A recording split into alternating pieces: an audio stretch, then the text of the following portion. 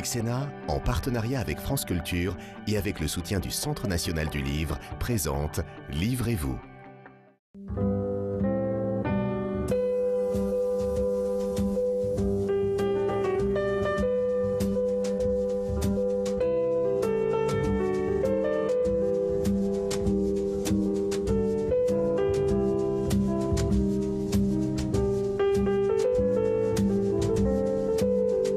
Bonjour et bienvenue dans Livrez-vous, votre émission littéraire sur Public Sénat. Chaque semaine, on s'efforce de faire vivre les idées au travers des livres.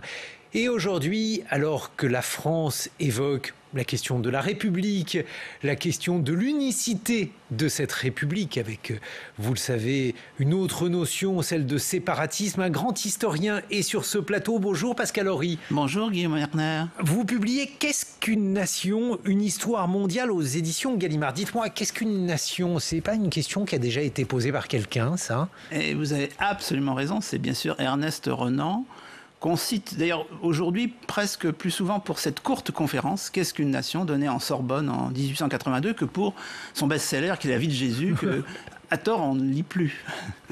Je lui rends hommage à plusieurs reprises parce que j'utilise des extraits de cette fameuse conférence en tête de chaque chapitre.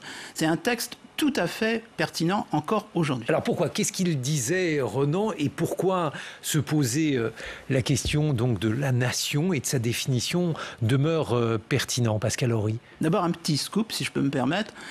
J'ai découvert en cours de route que cette fameuse conférence qu'on attribue toujours à la Sorbonne, je suis ancien professeur de la Sorbonne, je suis très fier, bon d'accord, mais il l'avait testée à l'étranger, devant un public d'étrangers, francophiles et francophones, mais quand même, aux Pays-Bas.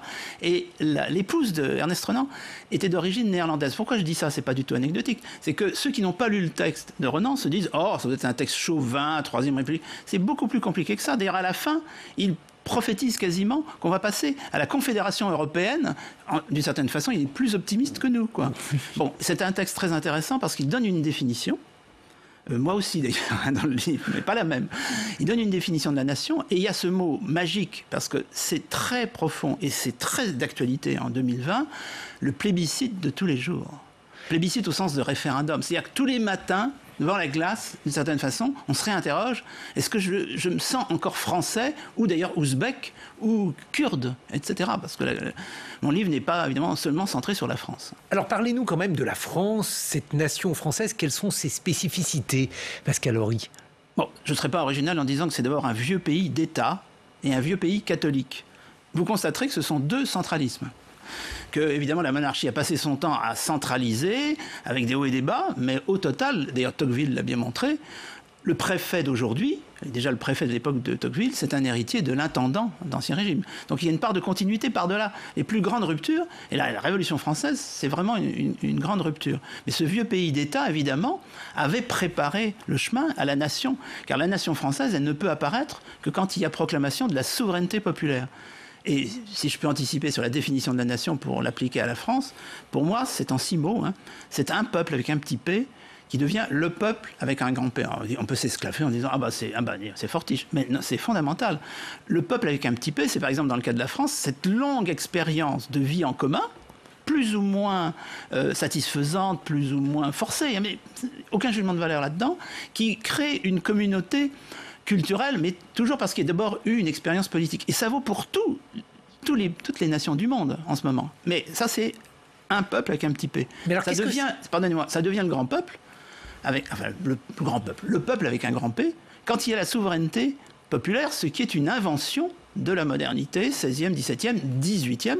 Et donc, la nation française, elle est née un jour précis, le 17 juin 1789, quand il y a proclamation, c'est une révolution. Bon, Auto-proclamation vous m'avez volé ma question, de l'Assemblée nationale. Je voulais vous demander justement ce qu'avait changé la Révolution française. Est-ce que la République change la définition de la nation, justement ?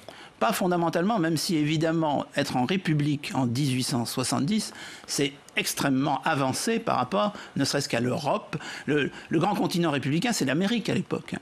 Et le statut de la Suisse est un peu spécifique. Donc, cette République qui se refonde on peut dire définitivement, jusqu'à ce soir, en 1870, avec encore des hauts et des bas pendant quelques années d'ailleurs, elle est assez isolée dans un monde de monarchie. Donc l'enjeu monarchie-république n'est pas secondaire, mais la nation, elle est déjà là. Quand Louis XVI accepte, visiblement contraint et forcé, la première constitution en 1791, il est déjà devenu, ça on ne le sait pas souvent, roi des Français. Il n'est plus roi de France. Je ne dis pas au moment où il va être guillotiné, mais au moment où il est renversé, il est déjà roi des Français. C'est pas Louis-Philippe le Ier. Donc c'est un changement, mais absolument copernicien. Et lorsque l'on avance dans les siècles, Pascal Horry, est-ce que le fait que Vichy soit considéré par les uns comme une parenthèse, par les autres comme une continuité de la France, pas de la République bien sûr, mais de l'État, est-ce que Vichy, par exemple, influe sur la définition qu'on se fait de la nation? En tous les cas, Vichy prouve que nous sommes un vieux pays d'État et que le problème... C'est pas un jugement de valeur, mais ça a été clairement un problème, j'allais dire jusqu'à aujourd'hui. En tous les cas, dans les années 70, dont je suis l'enfant en quelque sorte, on en a beaucoup parlé de la collaboration. C'est que comme nous sommes un vieux pays d'État, le fait que l'État français, c'est son nom, collabore officiellement, c'est particulièrement troublant. Et d'une certaine façon, Charles de Gaulle, c'est la nation. Et Charles de Gaulle, tout seul, très isolé, avec quelques pêcheurs de l'île de Sein, qui se retrouve à Londres et qui dit « je suis la France », donc la nation, bon, normalement, on le met dans un asile d'aliénés. Il se trouve qu'il avait raison.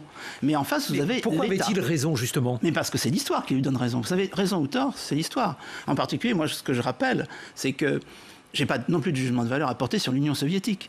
Mais je suis né à une époque où existait l'Union soviétique. Or, Union des républiques socialistes soviétiques, quelle est la particularité de ce nom-là? C'est que ce n'est pas géographique. Le monde entier peut être une union de républiques socialistes soviétiques. Donc c'est le grand projet anational, voire anti-national, internationaliste du XXe siècle. Vous aurez constaté, c'est pour répondre à la question, qu'il a duré 72 ans. Et finalement, ça s'est clos. Vous imaginez bien qu'avec la chute du mur de Berlin, mais ça avait commencé avant, le national a fleuri. La Commune de Paris, elle ne dure que de 72 jours. Donc ça, c'est parfait pour être un mythe. L'Union soviétique a duré 72 ans. Et alors aujourd'hui, est-ce que la nation française, elle est à Bruxelles? Un vaste problème. Ce qui est clair, c'est que, prenez la pandémie, sujet apparemment d'actualité pour quelque temps au hasard, parce que j'en parle à la fin. Mon livre, bon, c'est le résultat de 30 ans de séminaires, de réflexion et c'est 2 ans d'écriture, mais à la fin, je parle de la pandémie, quand même. Bon, la pandémie, on le voit bien, a fait rejouer une fois de plus les identités nationales entre les différents style, pratiquement style. Vous voyez, prenez la Chine, vous avez 3 Chines face à la pandémie. La Chine populaire avec son style totalitaire, donc démocratie totalitaire, Singapour avec son style autoritaire, démocratie autoritaire, et Taïwan, dont on ne parle jamais, dont on se fiche complètement, qui est une démocratie libérale. Donc, effectivement, les difficultés de l'Union européenne à adopter un point de vue commun face à la pandémie, c'est très significatif de ce que, en effet, Renan était plus optimiste que nous sur l'avenir de l'Union européenne, parce que l'Union européenne, c'est le seul cas. C'est vraiment le seul cas, c'est certainement pas l'ONU, d'une tentative supranationale. Le général de Gaulle, d'ailleurs, n'arrêtait pas de dire supranational, c'était négatif. Là, vous avez le début de l'esquisse de commencement d'une supranationalité. Et regardez, nous sommes quand même à l'heure du Brexit. Donc, état de la supranationalité morose. Pascal Horry, je sais que vous attendiez ce moment. Voici la rubrique « L'invité que l'on n'a pas pu inviter ». Je crois que vous le connaissez très bien, Pascal Horry. C'est un historien, l'un des historiens les plus célèbres dans notre pays, Fernand Braudel. Et on doit à Fernand Braudel une trilogie, L'identité de la France, parue dans les années 80. Il était à la fin de sa vie. Un livre où finalement il essaye d'expliquer que les Français sont leurs ancêtres continués. Et Braudel, c'est le théoricien de la longue durée. Et donc, il va expliquer à la fois comment la France se nomme diversité. C'est d'ailleurs l'une des phrases les plus célèbres de ce livre. Mais aussi comment, au travers de cette diversité, au travers des Frances multiples, par exemple, la France de la tuile, la France de l'ardoise, la France du beurre, la France de l'huile, eh bien, il y a aussi des permanences. Et comment, finalement, nous sommes un seul et même pays, une même nation qui se prolonge quoi qu'on fasse. Qu'est-ce qu'évoque justement Braudel et l'identité de la France pour vous, Pascal Horry ? C'est d'abord une rencontre autour de l'identité française. À l'occasion, j'étais une des petites mains de ce colloque, d'un colloque qui, en 1985, sous l'égide d'un club proche du Parti socialiste, osait avoir comme sujet l'identité française. On était avant la chute du mur, etc. Clairement, on n'a pas attendu la chute du mur pour s'interroger sur ces questions-là qui étaient diabolisées 20 ans avant. Et Braudel avait accepté d'y participer. Il a donné une interview au journal Le Monde très intéressante, où il passe d'ailleurs insensiblement de l'identité de la France, ce qui reste assez brodélien, les tuiles, tout ce que vous voulez, et puis à l'identité française, ce qui ne le choque pas. Et on sent bien chez lui quand même un patriotisme qui se manifeste dans le regard qu'il a sur l'Europe, par exemple, qui est pour lui une Europe des peuples, Europe des patries, c'est plus compliqué, etc. Moi, ce qui m'intéresse évidemment, c'est que le grand Braudel structuraliste qu'on apprenait, parce que en dehors de ce moment, je n'ai pas fréquenté Braudel, sauf de la meilleure façon par les livres qu'il avait publiés jusque-là. Quand il a passé à un projet qui s'appelait l'identité de la France, il a quand même troublé beaucoup de ses disciples. Et à mon avis, c'était une éponge aussi, Braudel, qui absorbait l'esprit du temps. Les historiens sont entièrement déterminés par leur époque. Je crois qu'il aurait continué à étonner, peut-être à choquer ses disciples s'il avait publié le 3e tome complet. Pascal Horry, dans Qu'est-ce qu'une nation, votre ouvrage publié aux éditions Gallimard, vous soutenez la thèse selon laquelle la nation a véritablement changé. Vous expliquez qu'auparavant on avait une solution du national dans le mondial et que maintenant, à l'heure du populisme, eh bien, le mondial se décline en national. Qu'est-ce que vous voulez dire ? Je voulais conserver le titre « Qu'est-ce qu'une nation ?» en hommage à Renan, mais vous aurez constaté qu'il y a un sous-titre. Une histoire mondiale. Ce qui était presque une manière de répondre. Je préfère dire un peuple qui devient le peuple, mais répondre que c'est une histoire mondiale, c'est affirmer que plus que jamais, mais depuis que le virus, si j'ose dire, de la nation s'est répandu à partir des Pays-Bas, des Provinces-Unies au XVIe siècle jusqu'à cet instant où on nous parle de la guerre entre l'Arménie et l'Azerbaïdjan, on nous parle de l'avenir de la Nouvelle-Calédonie, qu'est-ce que va faire l'Écosse face au Brexit ? Eh bien, il est évident qu'il n'y a rien de plus mondial que le national. Et ce qui m'intéresse, c'est que, par exemple, si je prends les emblèmes, je consacre pas mal de chapitres à cet enchantement du monde que sont les politiques symboliques des nations. Si vous prenez un emblème et un nom aussi significatif que celui d'Arabie Saoudite, vous voyez que sur les 193, sauf erreur, États qui sont membres de l'ONU, parce que Organisation des Nations Unies, en fait, Organisation des États Unis, si j'ose dire. Il y en a 2 ou 3 qui ne sont pas des États-nations seulement, mais il y en a, dont l'Arabie Saoudite. Parce que quand on dit Arabie Saoudite, comme on disait avant, Empire ottoman, avant que ça ne devienne, grâce à ce très grand homme auquel je rends hommage, qui s'appelle Mustafa Kemal, la Turquie, eh bien, on est dans la logique dynastique, je dirais même familialiste. Donc vous avez actuellement une puissance importante qui s'appelle l'Arabie Saoudite. Rien que son nom indique que ce n'est pas un État-nation. Mais c'est une exception. C'est une exception. On est effectivement dans l'ancien régime. Aujourd'hui, la forme de l'État-nation triomphe, y compris en Corée du Nord ou dans la République islamique d'Iran. Et ça, finalement, c'est une surprise, puisqu'on se disait que la nation était probablement une forme un peu archaïque. On s'aperçoit que non. Vous citez par exemple ce qui est arrivé à la Bosnie. Racontez-nous, Pascal Horry, pourquoi le cas de cette nation peut finalement servir d'illustration. D'illustration du caractère inachevé, d'ailleurs, de la construction d'une identité bosnienne et non pas bosniaque. Parce que la Bosnie-Herzégovine d'aujourd'hui, c'est la Yougoslavie en plus petit. Dans ma jeunesse, il y avait, par exemple, 2 États qui paraissaient des États-nations, mais comme ils étaient communistes, bon, ils avaient réglé la question de la nation. C'était le passé, bien entendu. C'était le passé. Puis c'était mystificateur, la nation. Hein. Benedict Anderson et tous les Benedict Anderson, il faut dire que c'est un historien qui a présenté la nation comme une communauté imaginée. Voilà, imaginer, et beaucoup, ce qui me paraissait très intelligent, beaucoup ont traduit imaginaire, sous-entendu mystificatrice. Mais imaginer, attention, évidemment que c'est une communauté imaginée, comme l'internationalisme est complètement imaginé, comme le mondialisme. C'est-à-dire que, il faut bien savoir, d'ailleurs, Cornelius Castoriadis l'avait bien indiqué, vous ne pouvez rien fonder de collectif sans l'imaginaire. Ça veut dire que finalement, il y a la dimension imaginaire, symbolique, mais il y a la dimension commune. Il faut faire du commun, chose qui est présente dans les esprits des gens. On fait du commun avec des symboles, avec une mythologie. Mais c'est pas à vous que j'apprendrai, Guillaume Erner, que mythe, c'est pas péjoratif, c'est neutre. Le mythos, ce n'est pas un discours comme le logos, c'est un récit, c'est une narration. La communauté se raconte une histoire. Mais ces mythologies, elles sont universelles. Vous avez des mythologies fascistes, des mythologies zadistes, tout le monde a besoin de mythologie, tout le monde a besoin de symboles. Et la nation, évidemment, est très présente à ce titre-là. L'Afrique du Sud, par exemple, c'est fascinant ce qui se passe actuellement en Afrique du Sud. Pourquoi ? Mais tout simplement parce que c'est le rêve, effectivement, d'une nation qui n'élimine pas l'ancienne suprématie blanche, qui fait que ce n'est plus une suprématie, mais, et regardez le drapeau.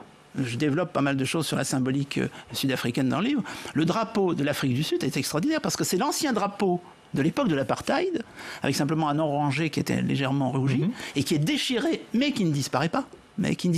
Donc c'est Desmond Tutu que je vous raconte là, ou Nelson Mandela, parce qu'il est déchiré par les couleurs de l'ANC comme une sorte de flèche zoulou. C'est-à-dire que ça tient. Il faut que ça tienne. Et l'hymne de l'Afrique du Sud, c'est la conjonction, y compris de l'ancien hymne en afrikaner. Donc ça dit tout sur l'utopie, là aussi c'est neutre, utopie, à savoir que nous allons rester ensemble, alors que beaucoup prédisaient qu'avec la victoire de Nelson Mandela, ce serait la valise ou le cercueil.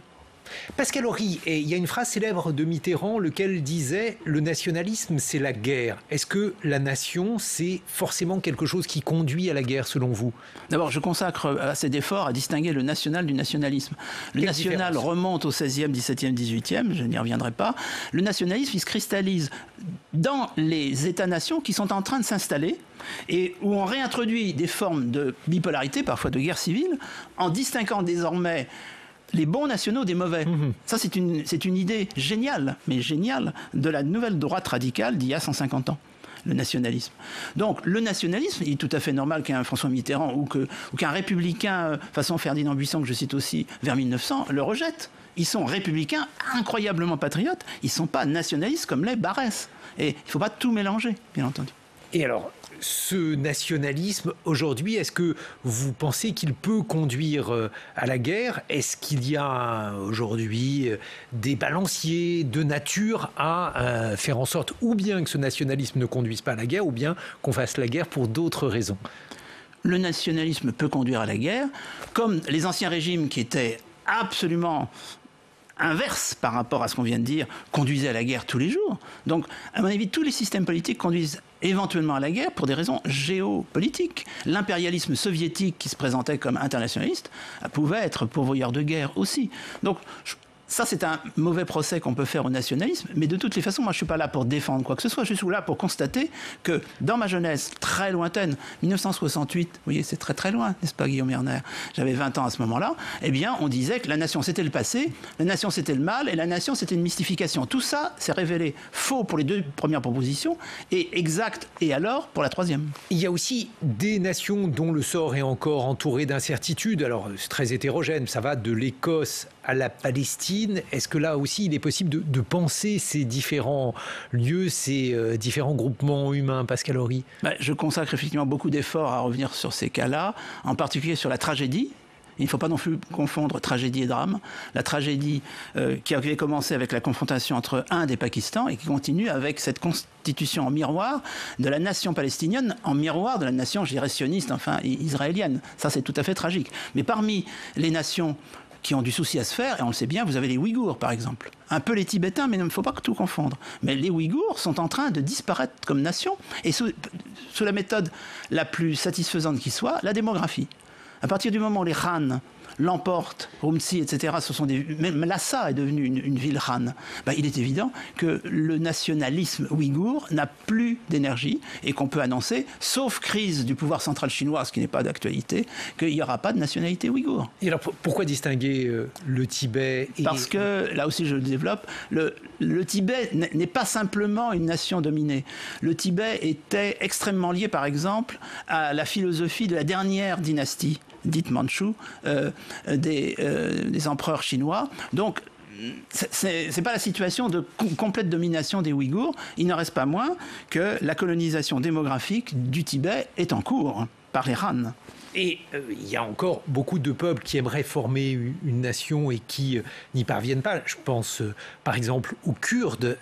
C'est évidemment un peuple qui aspire à un fait national. D'autant plus que vous le savez sans doute, dans le cadre du traité de Sèvres, mais qui est le seul traité postérieur à la guerre de 14-18 qui n'a jamais été appliqué, puisque Mustafa Kemal a dit « Ah mais moi j'applique pas », et il a eu raison par les armes, voilà, c'est une question de rapport de force, il était prévu un espace kurde, déjà. Mais pour diverses raisons, toutes les puissances locales se sont mises d'accord pour dire non, il n'y aura pas d'espace. C'est comme quand on a partagé la Pologne au XVIIIe siècle. Évidemment, l'éclatement de l'Irak... Alors je reviens aussi sur l'éclatement de l'Irak et je fais un parallèle qui va faire sauter en l'air ceux qui n'auront pas lu le chapitre avec la Belgique, mais c'est une autre affaire. Et effectivement, actuellement, il y a un Kurdistan qui est le Kurdistan irakien. La plupart des Kurdes vivent ailleurs, surtout en Turquie, bon, mais aussi en Iran, voire en Syrie, comme on le sait. Bon. Après tout, l'Arménie aujourd'hui, ce n'est plus qu'un tout petit bout de la grande Arménie. Le reste a été réglé par le génocide ou le quasi-génocide. Donc je ne suis pas en train de dire que les Kurdes vont être génocidés, mais malheureusement, l'histoire n'a aucune autre morale que le rapport de force. Et alors, finalement, en conclusion, Pascal Horry, on voit que ce phénomène, le phénomène national qu'on pensait aller pouvoir balayer comme ça, est aujourd'hui largement devant nous, même s'il est populiste quand même. Le fait que Donald Trump ait été battu, peut-être que là aussi, ça va rebattre un peu les cartes. J'ai une petite théorie très simple, c'est qu'on a connu depuis la Seconde Guerre mondiale, pour simplifier, 3 ères successives. L'ère progressiste, qui correspond en France aux 30 Glorieuses, bon, il faudra en reparler. Ensuite, une ère libérale, qui commence au milieu des années 70. Paradoxalement, au lendemain de la chute de Saïgon, on croit que le sens de l'histoire est établi. Pas du tout. On a Solzhenitsyn, on a Madame Thatcher, M. Reagan, etc. Et même d'ailleurs Khomeini et Jean-Paul II. Et nous sommes entrés dans une ère populiste, certainement avec le Brexit. Mais à mon avis, la mort de Valéry Giscard d'Estaing récemment me faisait penser 2005 déjà. 2005 déjà, le refus par la France, par référendum, le plébiscite de la Constitution européenne. Donc nous sommes dans une ère populiste. La chute programmée de Donald Trump ne suffit pas à dire qu'on va en sortir bientôt. Pascal Horry, je vous propose maintenant de voir quels sont les livres qui peuvent compléter votre ouvrage. Qu'est-ce qu'une nation, une histoire mondiale aux éditions Gallimard? Et pour le faire, nous sommes allés voir le camarade libraire Yannick Lerible de la librairie Le Divan avec le soutien du Centre national du livre. Il va vous présenter, vous allez l'entendre et le voir, quelques ouvrages.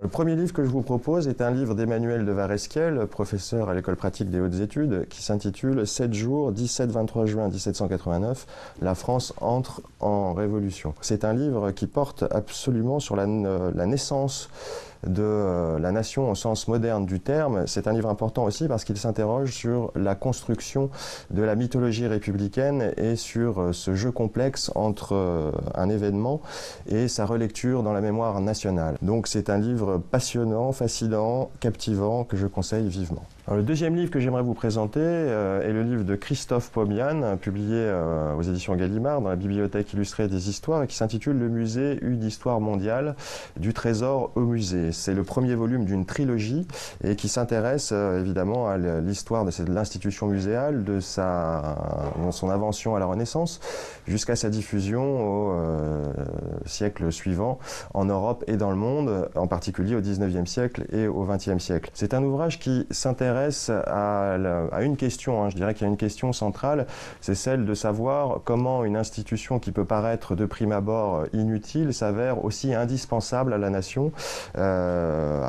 Et Christophe Pomian débrouille toute une série de raisons, évidemment la sanctuarisation de la mémoire, du passé, d'un peuple, son identité, et c'est une manière de le préserver, le transmettre aux générations futures. Le musée est aussi un lieu de puissance et un lieu de pouvoir. Donc c'est un ouvrage majeur, abondamment illustré, merveilleusement illustré, et c'est une très belle pièce, un ouvrage fascinant, vraiment. Le troisième livre que je vous propose est celui de Yannick Ripa, publié chez Belin dans la collection Référence et qui s'intitule « Histoire féminine de la France ». C'est un ouvrage qui restitue la voix des femmes dans toute leur pluralité, à la fois sociale, politique, culturelle, religieuse, qu'il s'agisse de vie minuscule ou de destin hors norme. Et c'est un ouvrage d'une érudition impressionnante. C'est aussi évidemment un bel objet, merveilleusement illustré, une somme impressionnante d'une érudition foisonnante. Le dernier livre dont j'aimerais vous parler est celui du collectif Zetkin, qui est un collectif qui regroupe chercheurs et militants qui travaillent sur l'écologie politique des extrêmes droites occidentales. Il s'intitule « Fascisme fossile » et vient d'être publié à La Fabrique. C'est un livre, je dirais, très original et inédit qui s'intéresse à la corrélation entre la défense capitaliste de l'extraction des énergies fossiles et l'idéologie raciste climato-négationniste. C'est un ouvrage extrêmement important parce qu'il nous parle aussi de la façon dont les extrêmes droites occidentales ont tendance, pour certaines, à se réapproprier l'écologie à travers le thème du nationalisme vert, thème qui repose essentiellement sur la sanctuarisation dans les frontières nationales d'un peuple éthiquement pur et d'une nature préservée. Donc c'est un livre percutant, incisif et qui véritablement montre à quel point la lutte contre le réchauffement climatique est associée à la lutte contre la montée du fascisme. Pascal Horry, merci beaucoup pour cette leçon d'histoire sur la nation. À très bientôt sur Public Sénat et merci pour votre fidélité.